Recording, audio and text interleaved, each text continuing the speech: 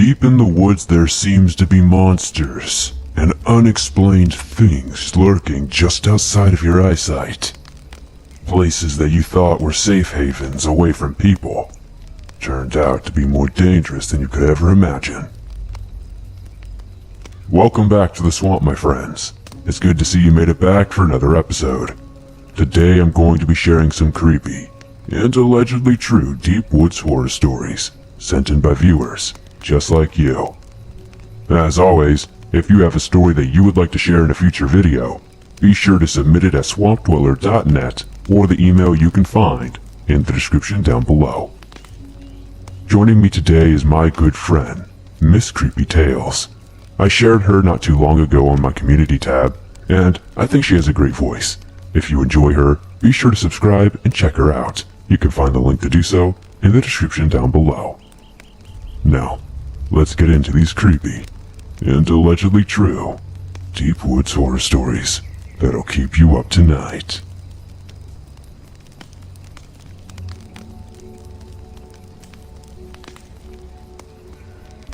So, this is just some kind of background. I live in central Kentucky, in a very wooded area. Our school is in a clearing of woods, with woods on both sides, and a playground. If you venture about a half mile into the woods, there is a cave that most of the kids in my high school have explored. Okay, now to the story. It was close to around 10:30 p.m. Me and my friends decided that we would go to the playground, as it was just an outgoing hangout spot. We were talking for a while, when suddenly, I got chills and heard a scream. It sounded like it came from the direction of the cave. I turned to my friend, we'll call him A, and asked him if he heard it as well. He said he had, but did not hear it very well, so he couldn't tell what it was. My other friend R told me and A that it was probably just someone's car tires and not to worry. So, now slightly more on edge, we continued our conversations. About 15 minutes later, we all just stopped talking and got chills at the exact same time. A feeling of complete dread and blatant wrongness shot through all of us. R started walking towards the woods to get out. I yelled and said that we need to get as far away from here as quickly as possible and stay in the light. We ran along with the school building, and when we got close to the parking lot is uphill, adjacent to the parking lot and next to the woods. We decided to stop running and take a breather. Again, we got the feeling that something was utterly wrong. Then suddenly, the crickets and tree frogs all stopped chirping, and whatever it was screamed again. But this time, it sounded like it was right next to the playground. All of us heard it, and we agreed it did not sound like a human or any of the animals in the area. It made us feel like there was ice shooting through our veins. We ran to my car and hopped in. I locked the doors as soon as I could. I tried to start the car, and it did not want to start right away. I had to crank it once or twice. I've never had this issue before. Once the car started and we drove away, the school zone light outside the parking lot started flashing red. We drove anyway and made it into town, and the lights in the courthouse went out. We were very spooked and decided just to go to the house. I still do not know what it was we heard, but it set all of us on edge because of how the car acted and how the lights went out of nowhere. I think whatever that thing was manipulated all of that. Whatever it was up to no good.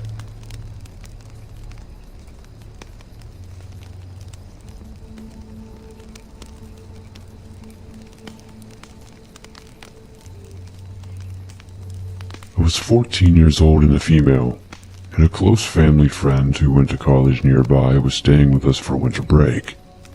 She still had an assignment to turn in for her photography class, so we decided to take some snowy nature pictures of my parents' woods. Our property is out in the country, and is about 5 acres, shaped like a skinny line. It's mostly woods with a trail that runs through it, but the trail is difficult to access from our backyard because of a very steep 30-foot drop into a stream right behind the house. The house is at one end of the property, and you have to walk all 5 acres up by the road and around thick woods just to cross the stream and get to the trailhead on the other end of the property. Poorly designed, I know. So, we're in the thick of the woods near my house, and I'm just waiting for her to finish when I notice movement behind a tree nearby. It's the dead of winter, so anything that isn't a bare tree, mud, or snow really catches your eye. And what I saw was a bright blue jacket poking out. It was about 10 feet behind Blue Guy. I see either a youth or a very short man standing and staring at us.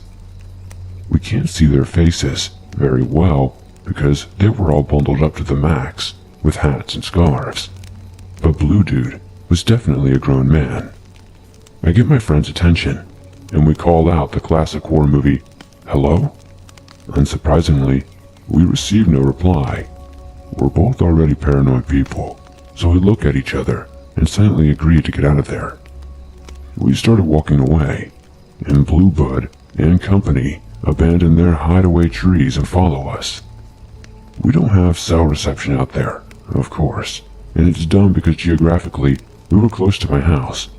But between the thickness of the underbrush, low trees, and the cliff into the freezing water, our only option was to walk the 5 acres of path in the opposite direction of my house, to then reach the road and walk another 5 acres back.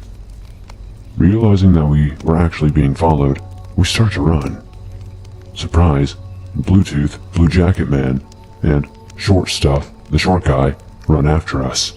I have asthma that's, at the moment, being exacerbated by both exercise and anxiety. Feeling certain that we would be murdered and our families would never know what happened to us, I started having either a panic attack or an asthma attack or maybe even both. I keep looking back to see how much distance was closing in between us. We had a head start, but they were undoubtedly faster, getting within maybe 30 or 40 feet of us. Eventually, I look back and notice the Stuart Little guy had disappeared, which makes me panic even more. It's like when you see a spider on your bed and lose it.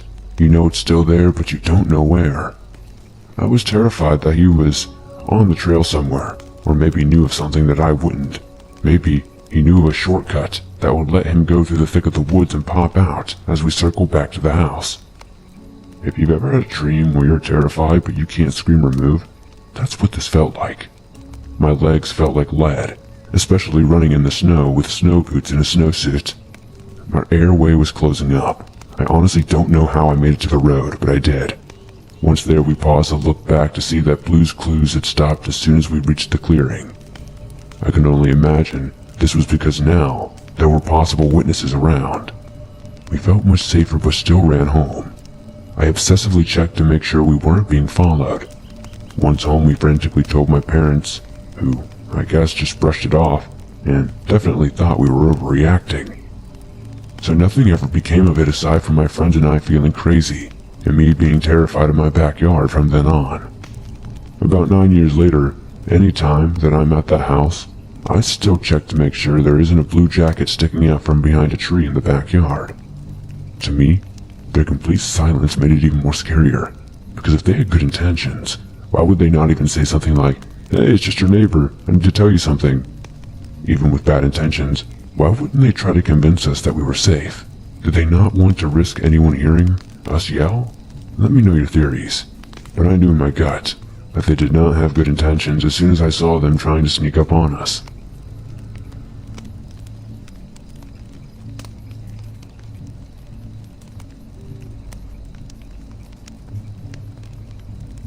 I moved from Idaho to Alaska about 2 months ago, and I already have experienced something I never thought I would ever experience.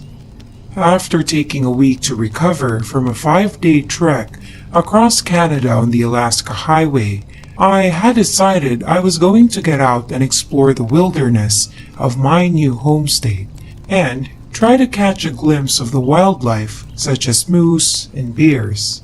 The house I am renting is on the outskirts of the nearest town, so I basically live right in the middle of the forest and have access to miles of dense woods.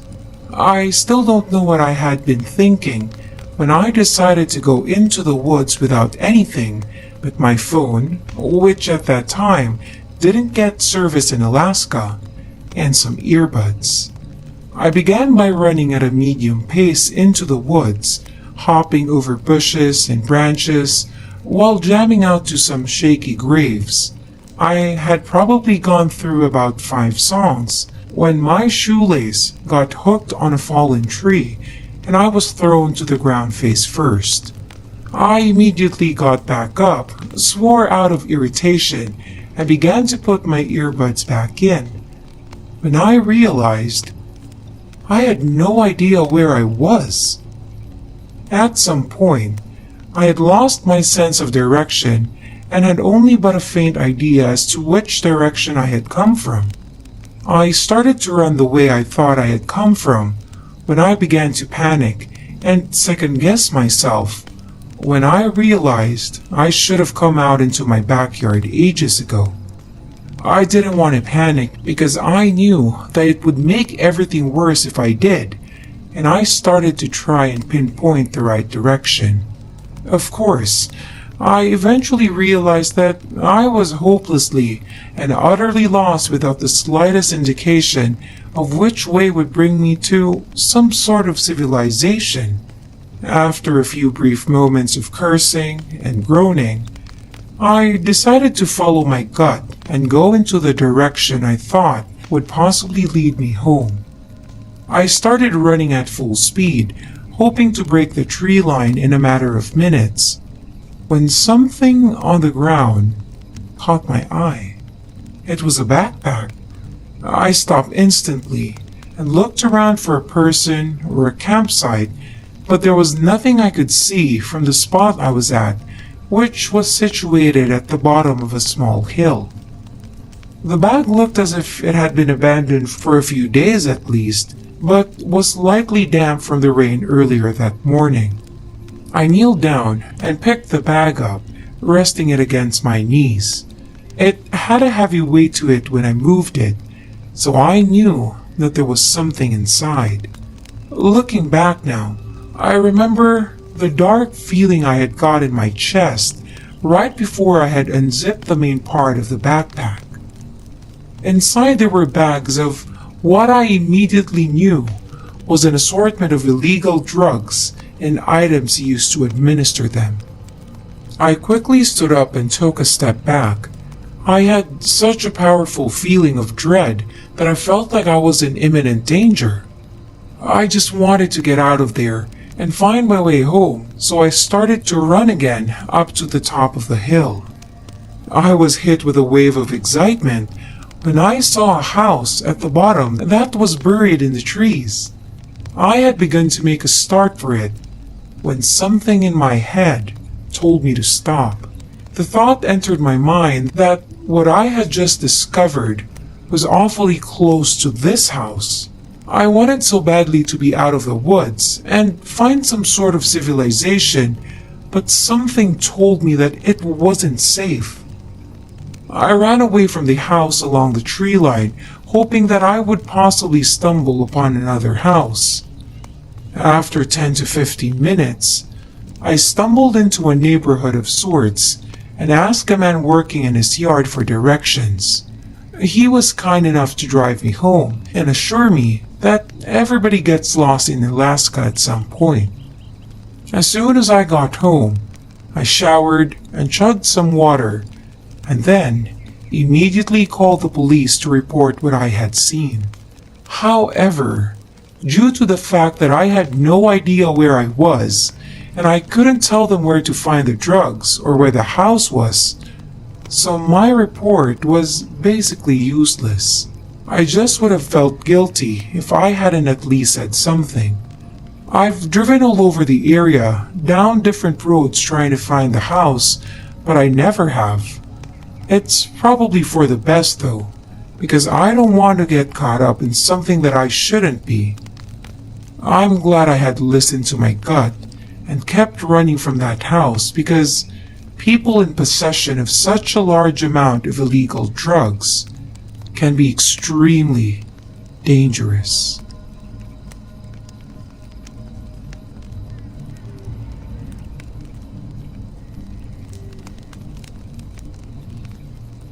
My name is LJ. The story I am writing to you is completely real. I was 17 years old. My best friend Steven was 18. We went camping in Traverse City, Michigan, a place we spent most of our lives growing up. We both were experienced campers and had hunted from a fairly early age. Steven and I had taken his car and both brought tents. We did not drink or take any drugs. It was not our scene. We drove quite a few miles off this beaten-to track and found a nice spot in a heavily wooded area. There was a perfect opening just big enough for our tents and a safe, decent-sized fire. We backed up his car and unpacked our gear. We quickly set up camp and had an awesome first night. Lots of soda and food, decent temperature for late spring. However, it was the second night where we had the scariest experience of our lives. Steven and I had hiked around for the day and gathered firewood for the fire we would have tonight. After a long day of hiking and exploring, we were both tired and cooked some hot dogs over the fire.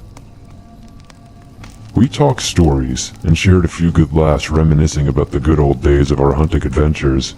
Steven retreated to his tent, and I soon followed, stoking the fire up beforehand. Just when I was about to pass out, the fire went out. I put on my boots and grabbed a flashlight and a lighter, fully prepared to relight the fire. I opened my tent and could smell a faint odor that stung my nose. The hairs on the back of my neck stood up immediately. I could not believe my eyes. Laying on the fire was a carcass of a deer, ripped up in the middle and covered in deep claw marks and bite marks. It looked like something from a horror movie. I called out to my best friend. Steven came out of his tent groggily and was greeted by the shock on my face and the stench and the ungodly sight of the deer. He grabbed his sidearm and we rushed to his car. We turned it on and turned on his lights. The horror of what I saw consumed me. About 150 feet in front of the car stood a figure roughly 7.5 feet tall. Its body was wiry and dark. It had scraggly long shaggy hair. Its eyes glowed a deep yellow and its teeth were needle-like and sharp. It had antlers extending from its hair. It looked like some sort of horror amalgamation. Shell-shocked by what I saw, Steven pulled his .45 out and shot 7 rounds into this creature. It howled the most blood-curdling scream I have ever heard. Then it smiled, revealing a wicked grin with needle-like teeth. It started walking towards us. With every step, its eyes glowed a deeper, more entrancing yellow. With every round hitting it, I saw black puffs come off of it. Steven was petrified. He threw the gun in the car, and we sped off like bats out of hell. We locked ourselves in his room, back to back, each with loaded rifles. I did not go back in the woods for months. Steven went back the next morning with his rifle. I honestly begged him not to. I went home and did not leave for at least a week. He said when he went back, our tents had been destroyed, and the deer carcass was dragged deep into the wilderness. Eventually the drag marks just disappeared, and there was nothing to track anymore. Steven refuses to talk about that night. I never go into the woods without at least my knife and a firearm. I never have been so scared in my life.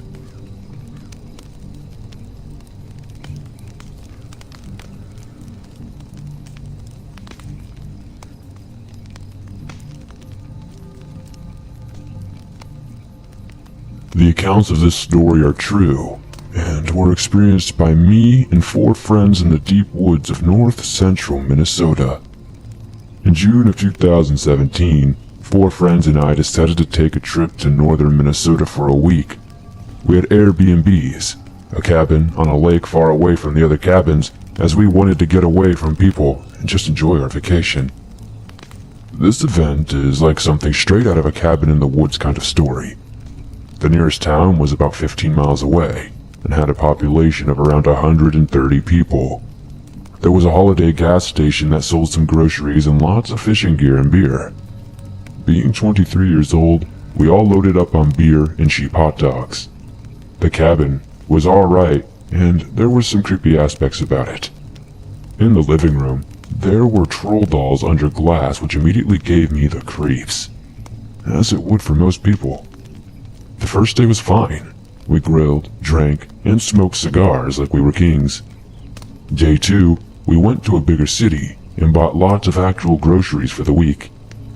The night of day 2, though, some sketchy, creepy things started to happen. My friend and his girlfriend had gone to bed, and us 3 remaining friends decided to stay up for a bit. Around 11 p.m., we had started to hear what sounded like a woman laughing outside in the backyard of the cabin. This was spooky, but being on a lake, sound can travel a long way, so I didn't let it bother me too much. It was when we started seeing what looked like lights in the woods that I started to lose my cool. Now I am certain we were the only ones on that side of the lake, and this cabin was down a trail that led from the main road to the cabin. This trail was probably no shorter than 1/4 of a mile, or maybe even longer.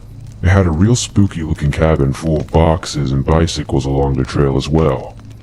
So, we knew that there is no way that anyone was over on our side of the lake. The next thing we knew, the laughing turned to what sounded like muffled words spoken by a woman who smoked for 40 years. That got all 3 of us spooked enough that we were becoming a little panicked, as the van we drove was a 2-wheel drive, and it had been raining all day and night. The trail had a steep grade leading down to the cabin, and I knew this thing would not make it up the hill, even if we had to make a run for it. Now, I'm not scared easily. I've been camping and hiking in northern Minnesota since I was a young boy. I can handle myself in the woods, but this was not just some bear or wolf in the woods. This was something that I've never heard before. At this point, it was probably 1 in the morning. We had our eyes glued to the windows that overlooked the lake. The moon had come out after the rain had stopped, so there was this eerie glow that gave the pines an eerie look. My friend and I were looking outside. The other friend was so freaked out he was basically laying on the couch with his eyes closed. We heard what sounded like a kayak being tipped over, and I quickly flipped on what I thought was the outside porch light, but was really just the light for the living room. With the lights off in the living room, we had a much better view of outside, and I saw what I can only describe as an 8 to 12 foot tall, lanky black figure with unnaturally long arms walking across the yard against the backdrop of the moonlit lake. Without even thinking, I flipped the living room light on, and my friend who was looking outside with me said, "Turn the light off." So I did, and I asked him, "Dude, please tell me you did not see what I think I saw." He said he saw it, and we immediately started swearing and shaking. Not just shivering shaking, but proper trembling. My friend quickly ran to his bag and grabbed his 9mm that he has. I believe he has a concealed carry for it, not that it matters for the story anyway. If this thing comes after us, I'm going to shoot it. At that point, I only had a knife which I had a death grip on. I started to become angry, as you know, this was a vacation. We came here to have fun and just to enjoy life. I remember telling my friends, if this thing is going to come after us, I'd rather see it coming and face it than stay hiding in the cabin just waiting for something to happen.